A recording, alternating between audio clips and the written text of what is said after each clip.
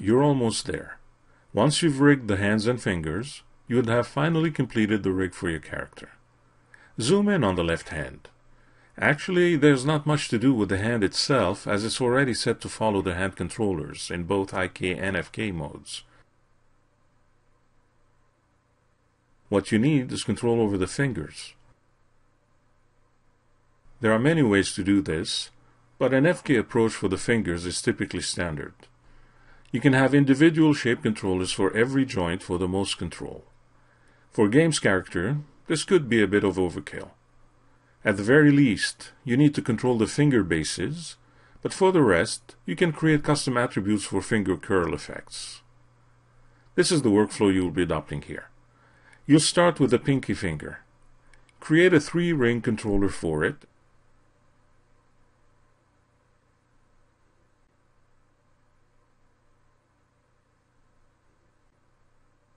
and name it Zombie Left Pinky Controller.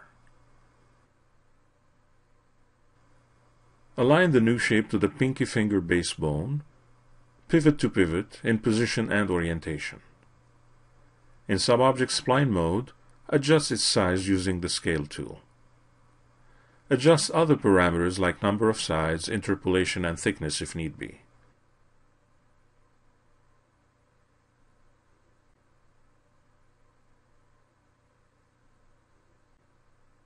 Make its wire color a shade of blue. You've been using blue for all FK actions so far. Make a copy and name it Zombie Left Ring Controller. Align it to the ring finger base bone. Repeat the procedure to make a middle finger, Zombie Left Middle Controller, an index finger, Zombie Left Index Controller, and a thumb, Zombie Left Thumb Controller. Make sure all 5 can be seen if the geometry is displayed. If you need to, make the necessary scaling at the spline subobject level.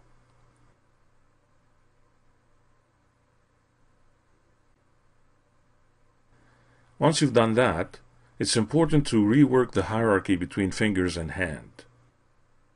Link each finger base to its appropriate controller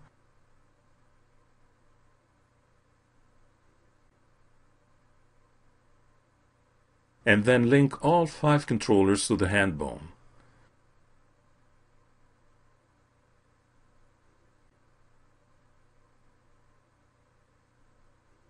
This way, the controllers would react to the hand motions in both IK and FK,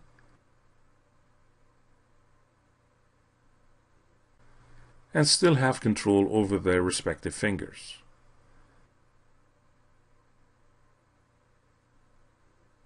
Once you have the hierarchy in place, select all 5 controllers and freeze their transforms.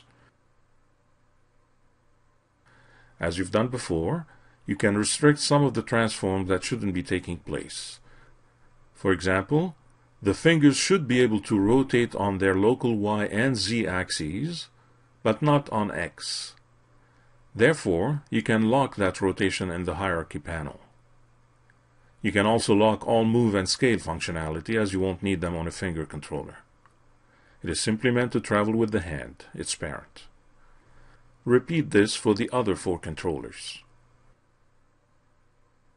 You still need to establish the finger curl effect.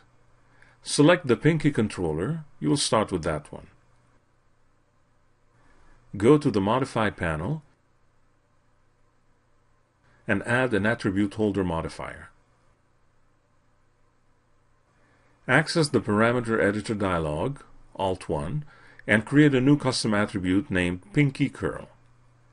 Set its width to 100, its range from 0 to 10, and its justification to the right. Add it to the modifier. Using the Reaction Manager,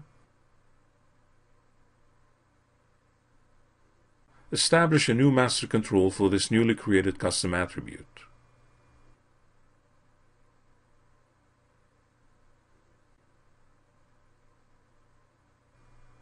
Select the pinky's second and third bones, zombie left pinky 2 bone and zombie left pinky 3 bone, and wire their Z rotations as reactions.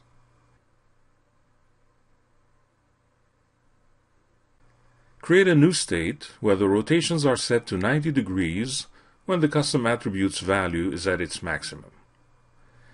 90 degrees is probably more than you need, but it'll give the animator a bit more breathing space. Test the work. If the rotation is going in the wrong direction, reverse the angle values. You could create a separate custom attribute for each individual controller. Instead, you will use the same attribute holder modifier to control all 5 finger curls. Later, you will instance that modifier so that you can access the finger curls no matter which finger controller is selected. So repeat the procedure to add a new custom attribute to the existing modifier. Name it ring curl and use the same parameters as before. Create custom attributes for the middle finger, index finger, and thumb as well. Dismiss the parameter editor dialog when done. Now instance the modifier to the other finger controllers. Again, this is done by holding Control and dragging the modifier to other objects in the viewport.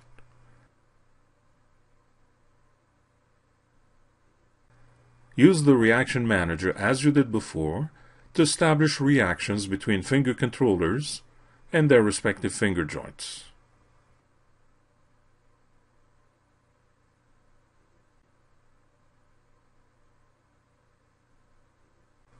Test out the reactions to make sure the fingers are curling the right way.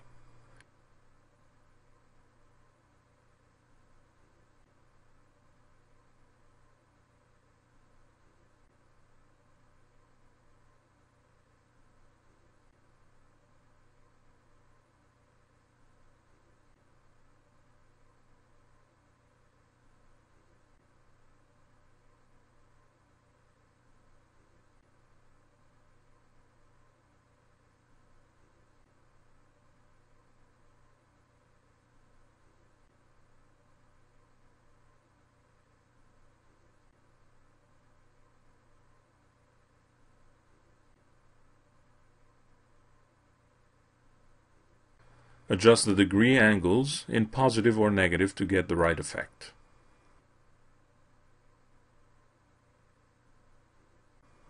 Dismiss the Reaction Manager dialog when done. Once you're done with the left hand, you need to repeat all this workflow for the right hand. This is a journey you do on your own, now that you've learned what needs to be done. Once you're done with that, your rig is complete. All that's left to do is some cleanup and minor adjustments. And so, the next movie is a wrap-up of what has been a great journey of discovery.